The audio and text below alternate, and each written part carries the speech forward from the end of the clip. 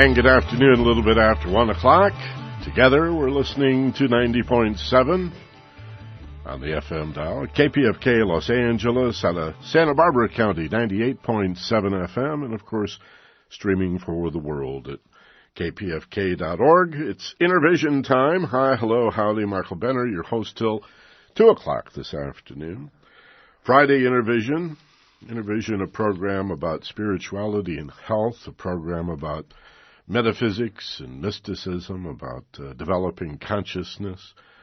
It's a show about motive and identity, and today we have a couple of guests. I'm really looking forward to doing this program today with each of our guests, and there's a lot of traffic. The Ventura's jammed up, the 5's jammed up, so one of my guests is running late, but Bill and Alexander, if you're listening to the radio, we switched the order, so you're cool till 1:30. And so my 1:30 guests are coming now. I don't know why I'm giving you these details, except that I guess I want Bill and Alex, if they are in traffic, to breathe a little easier. We're okay. We're doing fine.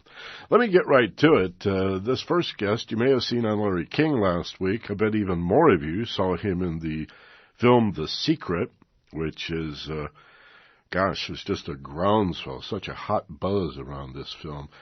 I think the hottest premium, certainly if not the first, the second hottest gift that we were providing listeners and subscribers during our recent fundraising, all across, all day parts, political programs, music programs, everybody, it seems, wants to see this film. And my guest today is one of the people featured in that film. He's also in town to do a breakthrough seminar, and we'll talk more about that. And with Thanksgiving coming up, of the many topics he talks about, I thought we'd talk about the amazing and wonderful power of gratitude. My guest is Dr. John DeMartini. Hello, John. Hi. Thank you for having me. Welcome to KPFK in Los Angeles. You're from Texas someplace, right? I'm originally from Houston, Texas. Out of Houston.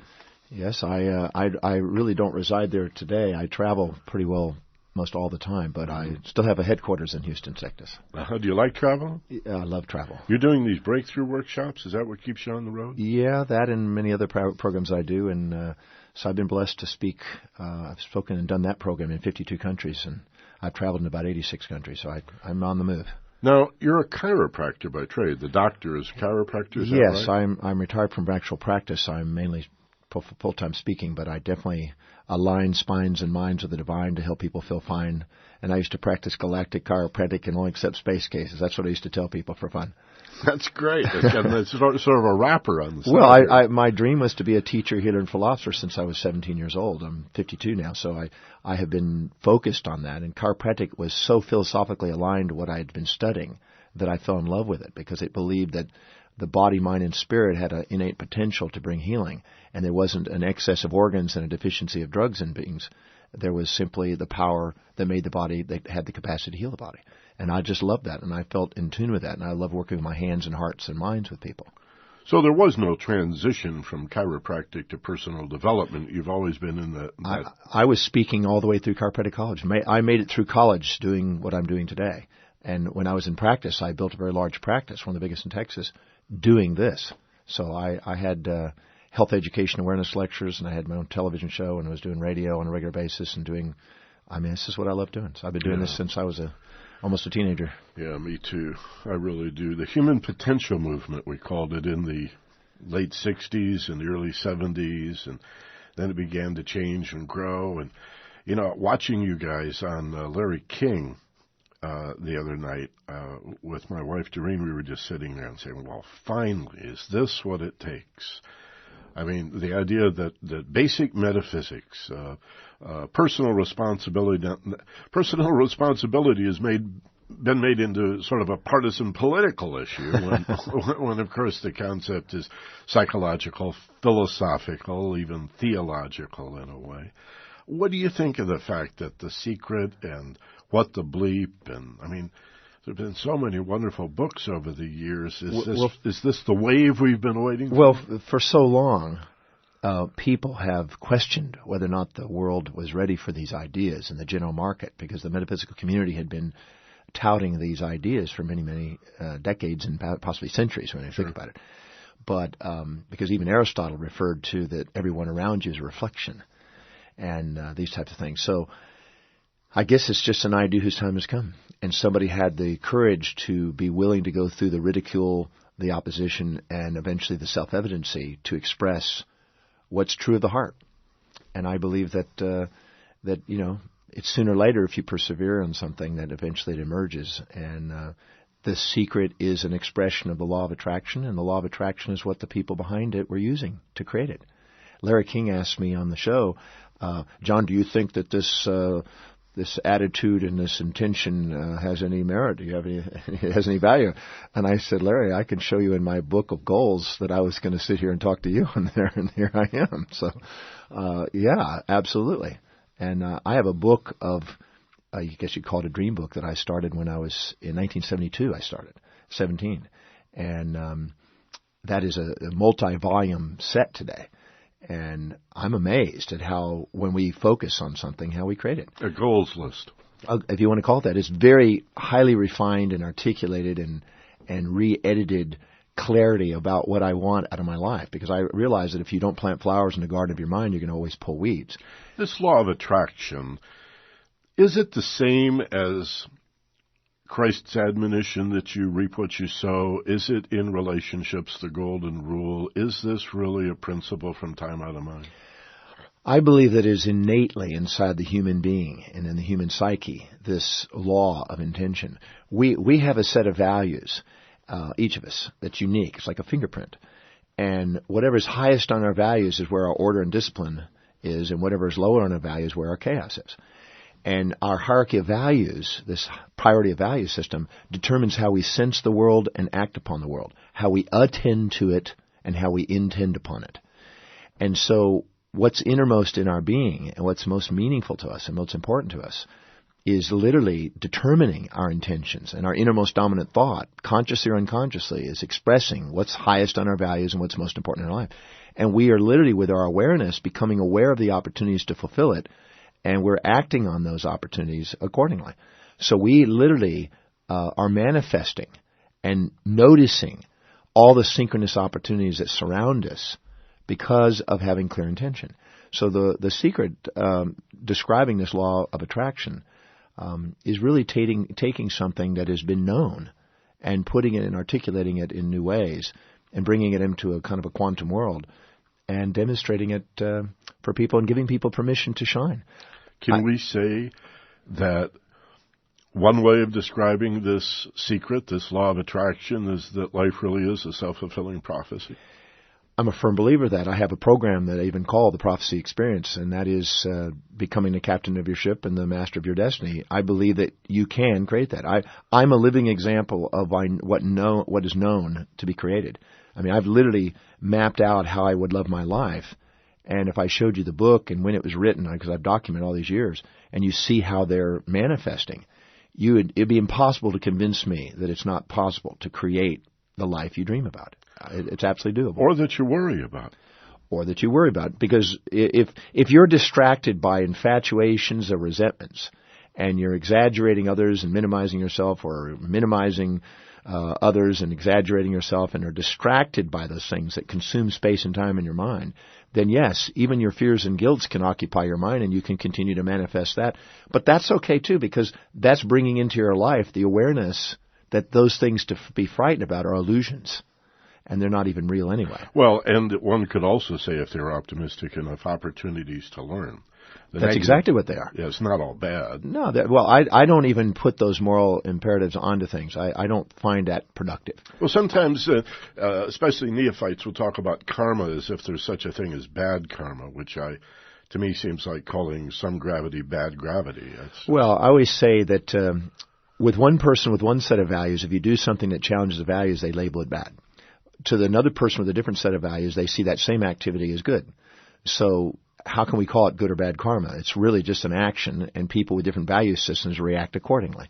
And I always say, if you look carefully, there's a synchronicity in complementations of opposites, that there's always a supporter and challenger at the same moment to try to teach you that it wasn't about the duality of good and evil.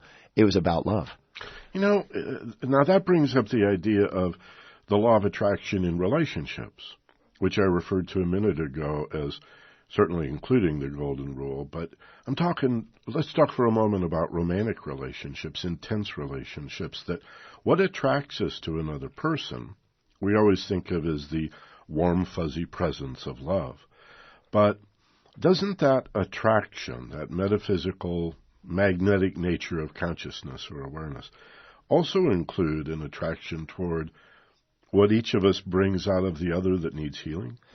Well, I always say that your soul makes sure that you have a homeostasis between support and challenge, because you may seek that which supports you, but you must attract also that which challenges you, because that which you're disowning in your life is what is there to be healed. So we go around and because of our set of values, we go and seek things that support our values. We become infatuated. We put people on pedestals. We minimize ourselves. We tend to sacrifice ourselves for them and then discover that we're not really being who we really want to be and not loved for who we are by doing this. So then we take the person off the pedestal and we put them in the pit and we play the other side. But in reality, a true love is both support and challenge.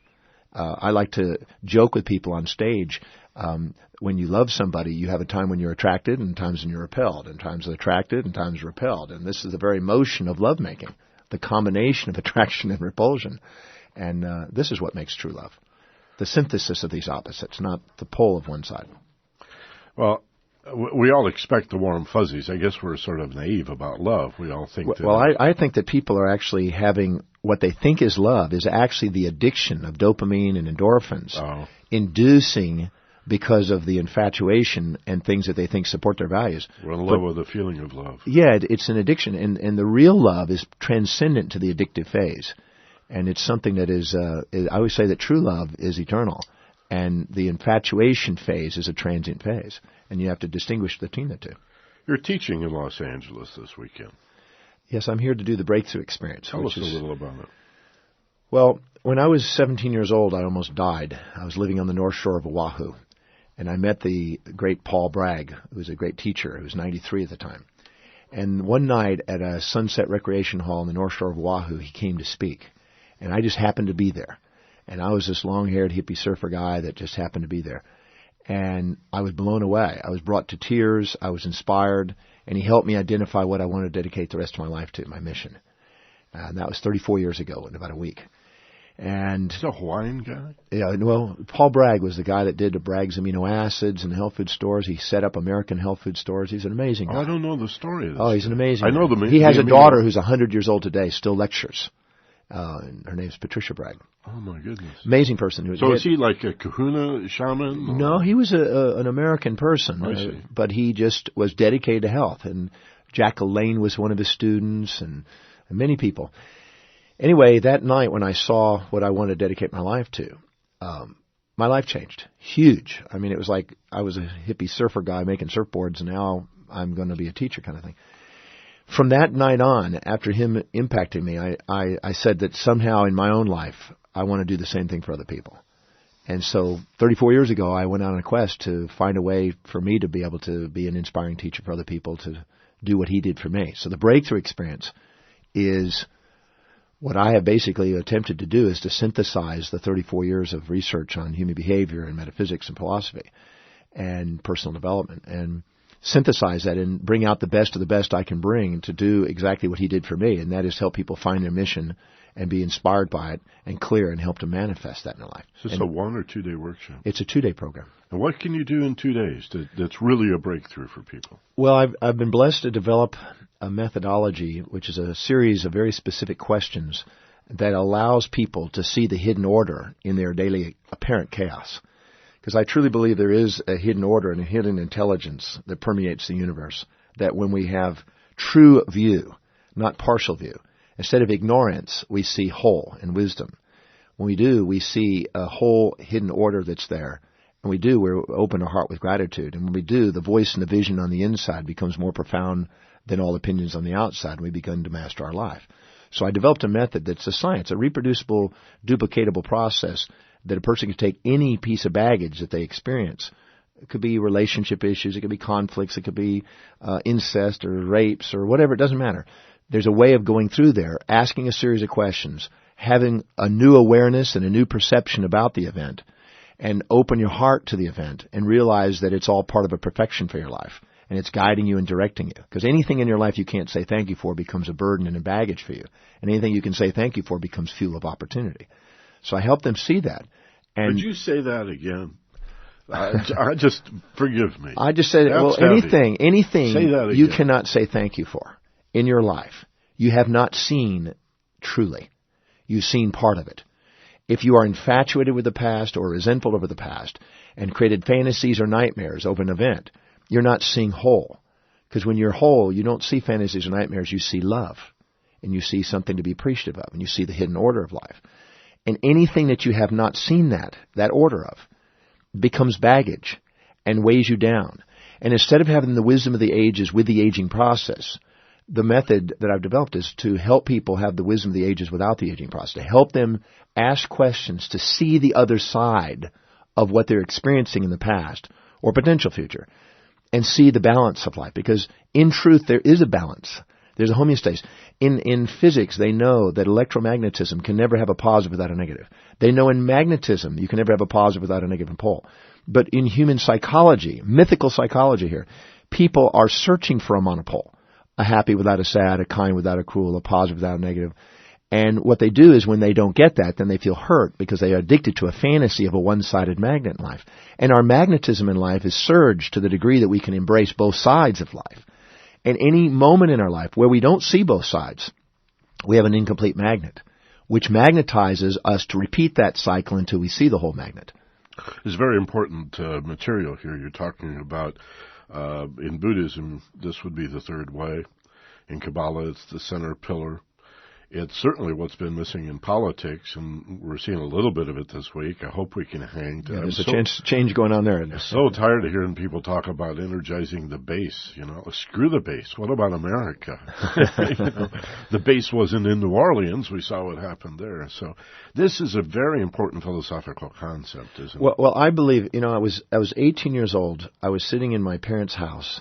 I was devouring philosophers and theologians at the time. I came across a German philosopher, Leibniz, Gottfried Wilhelm Leibniz.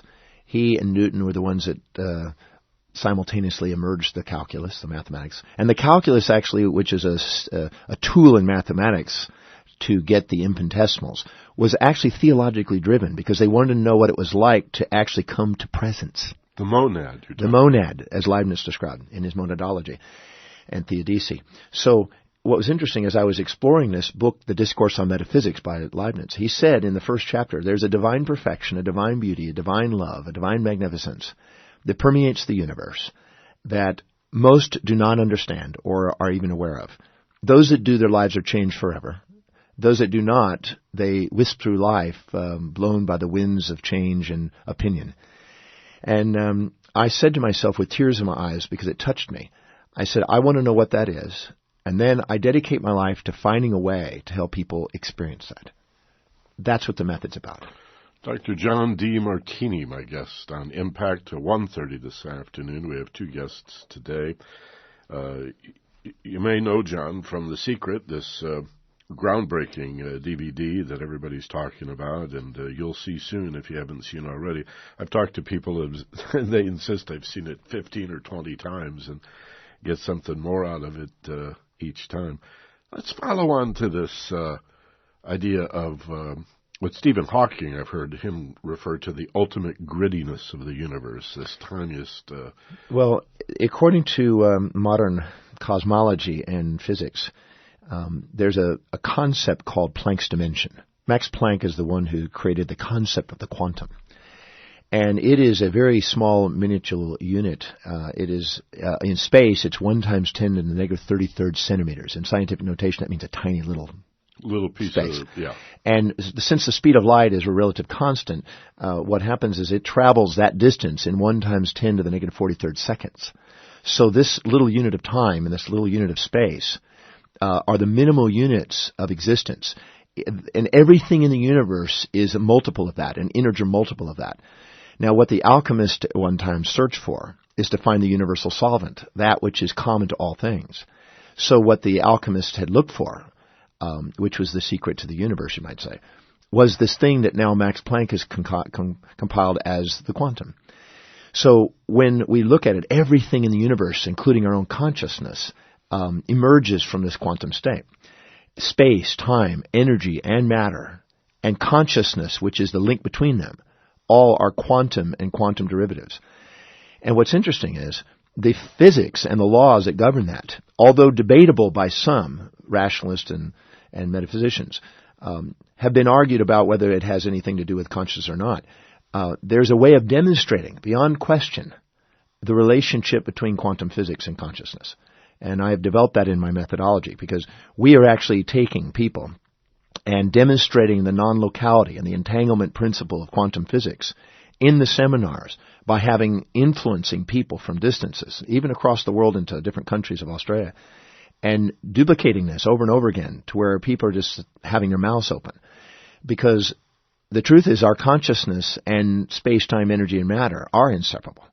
And that's why the secret works. That's why the law of attraction manifests, because our innermost dominant thought truly does create an alteration in the field of space-time. Isn't part of our problem that the idea of the divine being in all things, no matter how small, the church has always portrayed this as paganism and pantheism, and they've killed people, slaughtered millions of people for saying God is in things. Well, this also, if we go back to the pre-Christian times and the early Christian writings, you'll see in the Other Bible, because Barnstone wrote a book called The Other Bible, and he went through the Dead Sea Scrolls, and then there was obviously the Gnostic Nag Hammadi library, and there's a lot of scrolls there, and they're still finding scrolls. I have a friend who lives on the ship that I live on, who has $1.4 billion worth of rare collectible scrolls. And he's got a large place. He's got the original Aristotle that's available. Wow. He's an amazing guy. And I've been blessed to go through some of these and see his collection. And there is a vast amount of information that is being left out of the common pathway of the orthodoxy of church. And when we go and explore there, we will realize that the wisdom of the Christ consciousness, which is an equilibrated mind, a state of equanimity, a state of single-mindedness instead of double-mindedness where most of us live, is the entrance into that quantum state. The physicist Bose said, when you enter into a boson state, you can have an infinite number of things in an infinitesimal space. When you enter into a fermion space, you have what they call Pauli exclusion principle, where you have only one thing in a space. And our consciousness has access to both of these states. We have access to an enlightened state where we can access domains of space-time that are beyond our senses. And we also have access to our local reality. And we have, I call it a sphere of consciousness, and then we have a sphere of our sensory awareness. Our sphere of sensory awareness is very finite and limited to and filtered by our value systems. But our sphere of consciousness transcends that and is capable of having non-local entanglement with all people. And so anyone we open the doorway through gratitude and love to, we have the ability to influence. And we enter into the Bose state. And the boson state is an amazing state where we literally, what the ancient metaphysicians may have called the Akashic state, where we are now access to a field of consciousness that is collective. Well, the time has come. Yes, and we have this, and this is demonstratable and reproducible. This is not something just abstract. 60, 70 years of quantum physics, but it's too freaky for most people to get their brains around. That's the problem. Well, no matter how far you explore it, there's a thing that I'm working on right now called the fine structure constant. And this is a very unique mathematical ratio that's found in physics, dealing with Planck's constant, light, gravitational things, and the masses of particles. And there's a ratio there that when that ratio is put together, space and time are out of the equation. And there's speculation that whoever comes up with a solution to this equation and why it comes out the number 1 over 137 is definitely the Nobel Prize, because I believe that this little equation has access to what happens to our consciousness when we actually dissolve the fabric of space-time. You know, I'm a firm believer that whenever we have emotions and we have an infatuation, that's like a positron, a positive charge, and we're attracted. When we have the other emotion, where we're resentment, that's like a negatron or an electron. That's a negative charge. Whenever we do, we have mass. And whenever we have mass, we are altering the fabric of space-time, according to Wheeler. And so what we do is when we have emotions, we distort the fabric of space-time, and we gravitationally pull ourselves down and weigh ourselves down into our grave, if you will. And gravity and grave comes to the same roots. Really? And just as gravita, the reproduction, because when we're in mass consciousness, the more mass conscious and more weighted we do, the more fertility and mortality we have in conscious awareness. And we tend to reproduce children that represent disowned parts of ourselves in order for us to learn to love those parts. So there's a correlation between gravity, gravida, and grave, because those are our mortal states. How can people find out more about your workshop this weekend in L.A.? They can probably call 1-888-DeMartini. Oh, that's handy. 1-888-DeMartini. You would need to know how to spell DeMartini. Martini. Or they can just go to DeMartini website, Dr. DeMartini website. Spell the DeMartini again. DeMartini. Because I misspelled it on my website. Okay. DeMartini. Okay, so 1-800-DeMartini. No, 1-888. 1-888. DeMartini. And the website again? DrDeMartini.com. Doctor spelled out? Don't, just DR. Okay. DeMartini.com. But no periods. Yeah, if you could just go to John DeMartini and look that up, you'll find it'll take you to it. Hey, do you have books? I have a number of books. I wrote a book called Count Your Blessings, The Healing Power of Gratitude and Love. Is that the one we should begin with? That's the one we talked about in gratitude. And it is, I was born on Thanksgiving Day in America, so I think there's some birthright there. But Count Your Blessings. I have another book called The Breakthrough Experience, which is you might say, a summary of the course. I have another book, You Can Have an Amazing Life in Just 60 Days, and another one called How to Make One Hell of a Profit and Still Get to Heaven, and a new one coming out called The Heart of Love. Great. I have, I certainly wish I had more time for you. We'll have to have you back next time you're in Los Angeles. I'd love to do that. Okay, have your people give me a call, and we'll book a whole hour with you. I've heard it attributed to different people, this quote I'm going to ask you about finally. I believe it's Meister Eckhart, but others I've heard it St. Augustine and others, that if the only prayer we ever said was one of gratitude, that would suffice. Augustine definitely referred to that, and Meister Eckhart definitely passed that torch forward, and I can say the same. I always say when we have gratitude is the key that opens up the gateway of the heart and allows the love that lives there eternally to shine outward. And what that does, that field of radiation that comes out of it, clears the consciousness, brings certainty to the mind and presence to the mind, inspiration to the mind, and enthusiasm to the body, which then magnetizes our innermost dominant thought into our outermost tangible reality. I'm thinking of Jim Morrison, 30 years ago, screaming out that line, "You cannot petition the Lord with prayer." And here we are treating God like he's Santa Claus, give me this, give me that, and you're saying, how about thanks for what we've already got? The greatest of prayer is not a human will projected onto divine plane, but divine plane permeating human will with gratitude. Beautiful. So nice to meet you, and thanks for being on the show. The Secret is exciting, and you said you were under the impression that Larry King show was going to be... I was told that Larry King is going to be playing again, I believe, on Saturday. I'm not certain. With all you guys, bunch of you guys. Yeah, I think they're doing a replay on Saturday. Okay, so check your local listings for that. Dr. John DeMartini, thank you very much for being with us. Thank you so much. I appreciate the opportunity to be here. We'll look for you again sometime. Thank you so much. This is Intervision on KPFK. Stay tuned. We're going to talk about a book called Beyond the History of Jesus, Beyond the Biography of Jesus, and what was the church doing all that time? Pulling certain books together and ignoring a lot of other stuff. Stay tuned. There's more on Intervision. Michael Benner, this is KPFK. KPFK is testing its emergency alert system.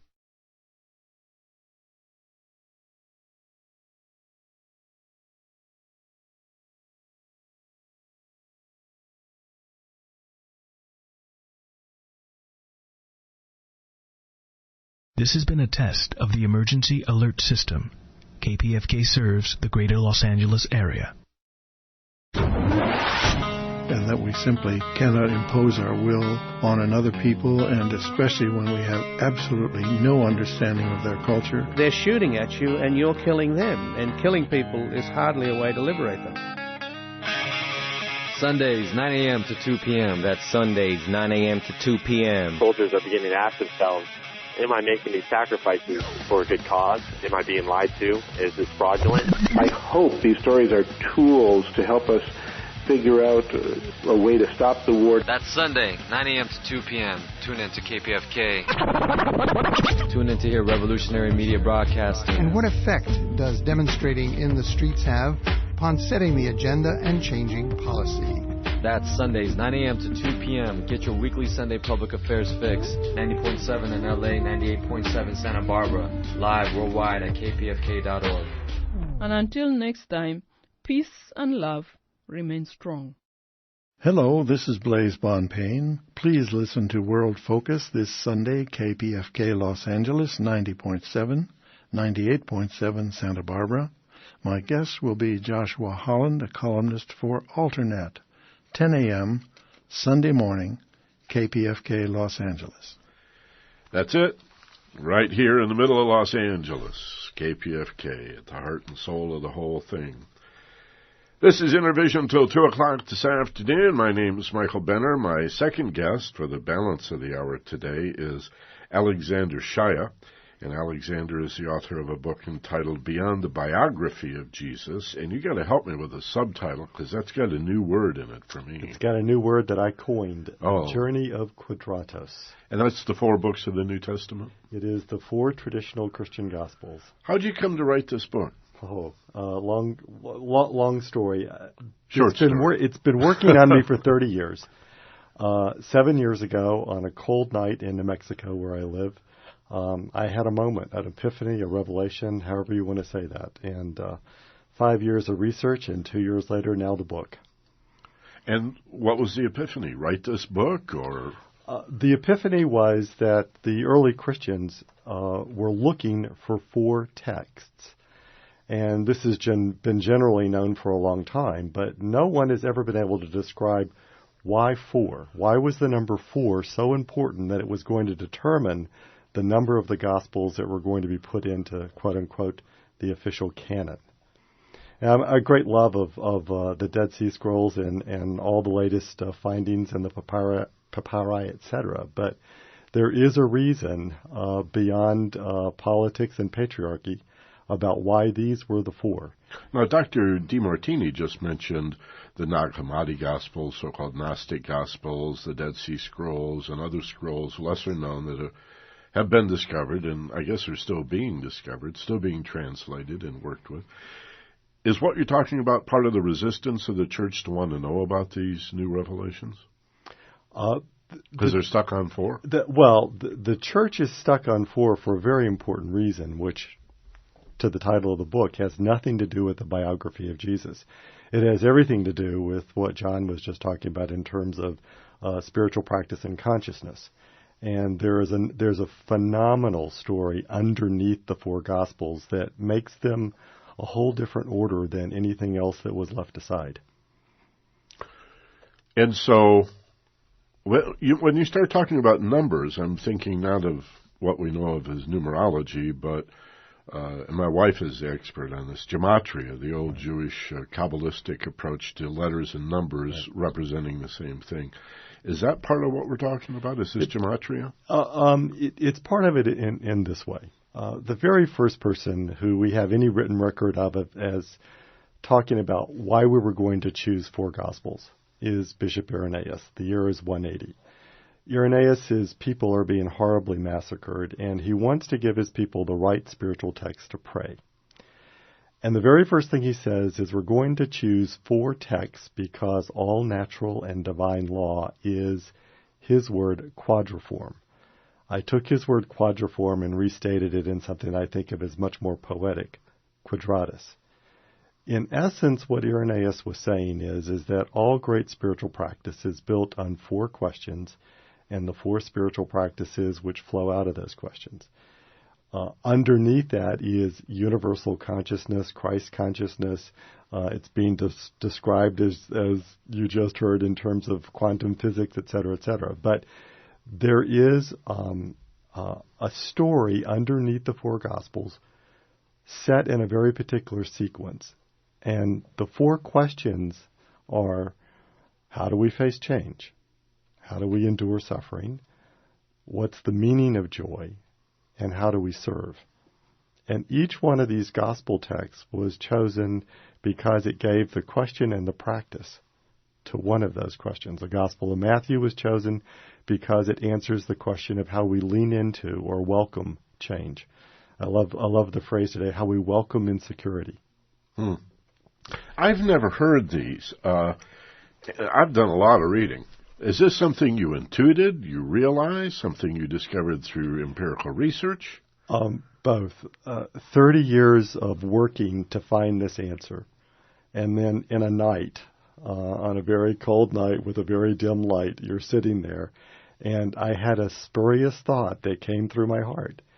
And in a moment, I saw this entirely new picture that no one has ever been able to describe before about how and why these four were chosen and the particular reading sequence that they were putting in. Most people today don't realize that for 1,000 years, Christianity read the Gospels in a very definite sequence. And the belief is that the sequence held an entire story, so that the story is not just in one of the Gospels. You start reading the Gospel of Matthew. You come to the end of the Gospel of Matthew, and it leaves you interiorly in your heart and consciousness exactly where the Gospel of Mark opens.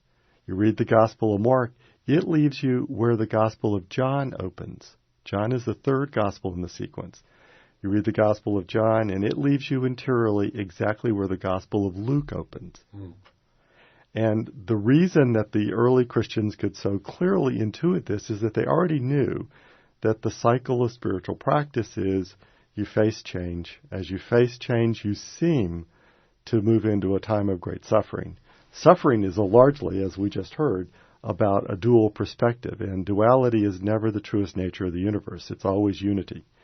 Once you move through that duality and are back in a place of unity, you receive the joy. And then the question is always got to be asked, how does the joy serve? Who does the joy serve? It's the great Grail question, which opens up the fourth gospel, which is Luke. This design will, as I go around the country and speak to all manner of mainline Christian churches, they have the keys to unlock the puzzle. But they've got to step out of their 100 years of scriptural scholarship, which is based on defining Jesus, and realize that Christianity was not built on a cult of personality. Yes. Boy, do I. But is built on a universal process of transformation. I call it worshiping the mailman. Well, and certainly Christ merits worship. Especially the Christos part, if not the Jesus part. The Christos, but one of the most impressive things about this is Paul is the one who gives us the name the Christos, which is his translation of the Arabic or Aramaic word. And I grew up first generation Lebanese, and Aramaic was my language of worship in church. The word in Aramaic is Messiah. Now in English, most people describe that as the Messiah. Right. In Aramaic, Messiah, the word itself has the experience that's being described, the breath of God, Messiah. Now, when Paul has to take Messiah and make it Christos, we're still talking about the anointing, but we moved away from the fact that the Messiah is the breath of God, which has been there since before the first moment of creation. That actually, creation is the breath of God. Is that the same as in Genesis, the Word? It's the same as the word in Genesis, but even more powerfully. It's the same as what John opens with. In the beginning was the Word. In the beginning was the Messiah. In the beginning was God's breath. This is in shamanic traditions that God breathes the world into existence. God breathes the world into existence. And also, keep your word. I give you my word. And air and the basic elements, too. There's the four basic elements. Well, there's which Irenaeus spoke of. Irenaeus spoke of the four elements and the four winds and the 4 points of the compass, which was all his poetic restatement of the four great spiritual practices. Because 3s and 7s always come up for me when I study mysticism and such. The 3, of course, is the ongoing argument about the Trinity. Right. Christians, Catholics can't seem to get that one worked out, although there's some fascinating ancient stuff about the threeness of things, right? Pythagoras and old Hermetic philosophy. And there's something I read once in Revelation, I think, about 7 spirits before the throne. Have you ever heard that phrase? Well, I have, but let's not go there. Let's talk about how 7 is the fundamental number of transformation. but that 7 can be described in a sequence of 4. In the 4 gospel sequence, the first gospel has 2 practices. The second gospel 1, the third gospel 2, the fourth gospel 2, which makes 7. And the old anthropologist in me had studied world culture and world rites of initiation. Most systems of initiation talk about a sequence of 7. And it's there in the 4. But because I'm writing a book which is helping Christianity reopen to the deep truth that it has in the traditional 4, I want to stay in that metaphor. I presume you were raised in Lebanon as a Christian. I was raised in Birmingham, Alabama. Oh, you said of as a Lebanese Christian. descent. Okay. First generation. My grandparents came across with my parents in their arms. What prompted you to ask these questions when so many Christians seem not to be interested in asking these kinds of questions? I had a phenomenal childhood growing up in a Lebanese village by the old ways in the heart of Birmingham, Alabama, which was not kind to immigrants. And my grandparents gave me a love for the poetry of the Gospels. And the poetry of the Gospels did something for my heart in my prayer that I've never forgotten. And I'm very sad that so many people today can't feel the texts because we've had a century of scholarship which has left it in boxes describing an individual rather than letting it breathe as the deepest revelation of the structure of the universe. And something about that Arabic sense of the Gospels stayed in me. And I didn't know that I was becoming so dedicated to finding a way for them to breathe again. Well, to me, that's the mystical approach. And correct me if I misunderstand you, but part of the debate seems to be, do we take all of this stuff literally, which I just don't understand how you could, since Christ is teaching in parables. He says he holds up a mustard seed. I mean, what? This is how to plant mustard? Right. I mean, it's obviously parable and metaphor and allegory. And it does become so rich and so transcendent, so breathtaking sometimes, that how could you not want to know that stuff and go beyond this controlling, manipulative idea that, oh, and by the way, the preacher says, when I mean literal the way I interpret it to be literal. Right. And so we've got some conflicts in the Scriptures that today's scholarship cannot resolve. It's like the old Einstein. You cannot resolve these problems at the level of these problems. Yes, with the same mind that, right. that created the problem. So in Matthew, the text of Matthew says that Jesus the Christ is born in a house, that Mary and Joseph live in Bethlehem, and Jesus is born in their home. The Gospel of Luke gives us the more famous text that Mary and Joseph live in Nazareth, and they have to get on a mule and go to Bethlehem. They can't find room in the inn, and Jesus is born in a stable. Now, the 4 Gospels are rife with those sorts of inaccuracies or discrepancies. No American court of law is going to say that you can have an eyewitness where one eyewitness says Jesus was born in a stable and the other one says Jesus was born in a house. Which is it, folks? Yeah. When you understand that the Gospel of Matthew is about how you lean into change and insecurity, Jesus the Christ is born in your home. Jesus Christ is born in your everyday, normal reality. Today's consciousness, something begins to break through in the middle of just an average bowl of soup. When you're asking the question of service, which is the Gospel of Luke, then we've got to talk about Jesus Christ being born in a place which is dank and dark with a very particular aroma, because that's precisely where the question of service starts in us, in those places which are not in our homes. We're out on the road. We're long away from the place of security and comfortableness. Alexander Shaia, my guest on Intervision for the second half of the show today. Alexander is an author. He's written a marvelous book that he's telling us a little bit about this afternoon called Beyond the Biography of Jesus. And the subtitle, again, is... The Journey of Quadratus. Quadratus. So we're talking about those four four Gospels that comprise the central teachings of the New Testament. You know, Alexander, one of my I was raised Catholic, so we never looked at the Bible. I was raised Catholic too, but I did look at the Bible. I was so busy memorizing the Catechism that it was much later in life that I thought, you know, it might be a good idea to read this thing. And I have, of course, and again. One of my favorite passages, and I believe it only shows up in 2 of the 4 books, is Christ walking on water. Mm-hmm. What do you think that story is about? Well, Michael, you've just asked a question of biography in some sense, because the question always is, which author uses it and where do they put it in their text? For instance, the Gospel of Mark was written to the Christian community in Rome as they were under a death sentence. They were being horribly executed by Nero because they had been blamed for the fire of Rome. Jews of the first century are phobic about water. They actually believed that water was the place that the demons reside. Mark places the text of Jesus walking on the water and the text of the disciples out in the boat at night in a storm to talk about the Christ consciousness, spiritual reality that can move into the places of our deepest concerns, anxiety, depression, and live there and live through it.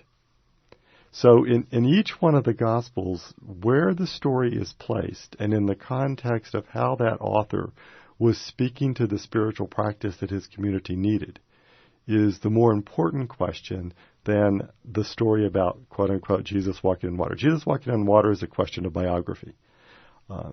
Gospel of Mark is the question, how do you live through suffering? So you don't go farther than that with it? You don't look at what that might mean? I mean, as a lesson about how to deal with fear? Or absolutely. Calming your emotional nature or anything like that? Absolutely. The Christ is leading us into our storms. The Christ is not protecting us from our storms. Isn't that interesting? And in the it reminds me of that aphorism. Have you ever heard the kite rises against the wind, not with it? Mm-hmm. He leads us into our storms. Right. To face our fear. To face our fears. And actually, I would say, like your first guest this afternoon, the Christ is leading us to a deep experience of the tension and duality. Because only as we move into the deep experience of duality does it finally open up in our hearts as unitive. Wow. Another of the miracles, the very first one, I believe, changing water to wine. Many Christians think that, to drink alcohol is a horrible thing. And yet here the very first miracle is water. Well, hell, it's a wedding. Let's have some wine. Again, you're going to tell me... Third gospel. Yeah. Asking the question of joy and the meaning of joy. We have walked the spiritual practice through Matthew and Mark. We turn now to the opening of the Gospel of John, and we hear about water that becomes wine. We hear about the inner transformation in us through the miracle and the mystery of the Christ. Our water, our lives is not simply for subsistence. It's about abundance and joy.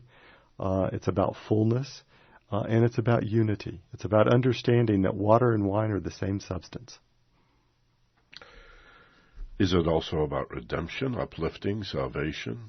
Is it... We could have very deep theological conversations about each one of those words. Well, I mean, you mentioned alchemy. That's lead to gold. Yep. And throughout the history, the idea of leavened bread also is an allegory for this uplifting, this salvation. The prostitute that becomes the virgin, in a sense, or the water that is lifted to... spirits. I mean, they call them spirits, right? Right. I always thought these were, in some way, if not the whole story, because I think you're right, all of this is real complex, and I love your postulate here. But could be a allegory for the idea of uplifting, of salvation, of redemption. Is not something that just happens once when you die, but many times. Over and over, and that's why this 4 gospel reading sequence was repeated in the Christian church on a 3 years of Sundays, over and over and over and over, and for 1,000 years. Christians read the 4 gospels in the sequence on Sunday morning until the 13th century. And for some very sad reason, it dissolved. Now, let's do it again. You're saying, and we have people just joining us now as well, I'm sure, but having spoken to you for a few minutes, I'm getting a better idea of this now. You're saying these four Gospels appear, there's only four of them for a reason, because of the magical nature of the number four, the four directions, and so on and so forth. And the four spiritual practices. Okay. And each of these books in this order represent which four questions? The Gospel of Matthew, which is the first in the sequence, is about how we lean into the experience of change. The Gospel of Mark, second, is about enduring places of deep suffering. The Gospel of John, which is third in the ancient sequence, is the receiving of joy and pondering it for its meaning. The Gospel of Luke, which is the fourth in the sequence, is the Gospel of how do we serve. The Gospel of Luke bends back around again to the top of the cycle, and the Gospel of Matthew. I see. Well, that's a fascinating idea. How about other academics in the field, other religious scholars of Christianity, especially the cosmic Christ, the metaphysicians and quantum physicists that look at Christianity with perhaps a broader gaze, a more comprehensive point of view? Are you reaching out to them? Are they? Michael, I'm reaching out to everyone. I'm reaching to the broad spectrum in Christianity and outside of Christianity. One of the things that I am most excited about by this book is Jack Kornfield, from a Buddhist perspective, has said, immediately I understand how this is the same expression as the Four Noble Truths of Buddhism. Sylvia Boorstein, from her Buddhist and Jewish perspective, is saying, I know this pattern both in insight meditation and also in the great story of the Jews coming out of Egypt. I just got an email 2 weeks ago from an Islamic scholar in Australia writing to tell me, I know Quadratus in Islam, and I'm like, please teach me. I don't know that. So if the idea of Quadratus is true, then it must be true for all of us. And of course, each one of us will make this idea our own metaphor, our own spiritual practice. It's there in the Kabbalah. It's there in Native American rites of initiation. And it's fundamentally the principle that ordered the choice of the four Gospels and then placed them in a particular sequence. Yeah, we sure like the number four. There's no question about it. It's nice and square. And again, we think of the what do they call them? Compass points. Right. The four compass points, the four directions and such. You're talking about Christianity in the context of a Buddhist philosophy. Do you personally have any feelings about the missing years from 12, when Christ was 12, and then 30, and you think maybe he went to Hindustan to study some Buddhism or Hinduism? Jesus may have traveled greatly. Again, with this book, I'm bringing us away from the biography, because if we think that to transform Christianity, we need to discover more about the biography, we're going to be in this mess a long time.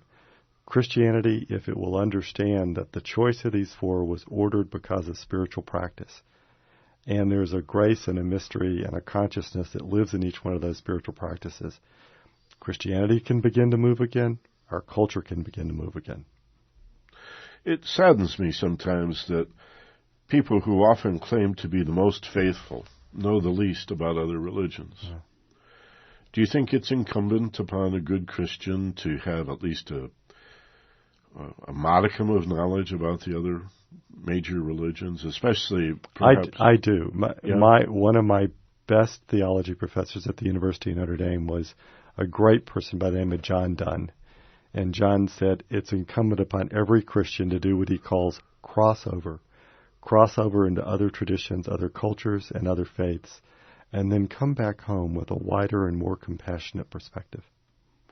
I don't think most religious people even know that all religions have mystical traditions that are much more inclusive and unitive, harmonious, if not unitive. And I mean, even the Sufis, my God, the Sufis are just, and yet people think, oh, Islam, those are crazy suicide bombers. Oh my God, the Sufis! Look at the Sufis and the Kabbalists, sort of relegated to the Hasidics. But no, there's this rich tradition there. Rosicrucianism, responsible for founding democracy, and we know nothing about it. Right.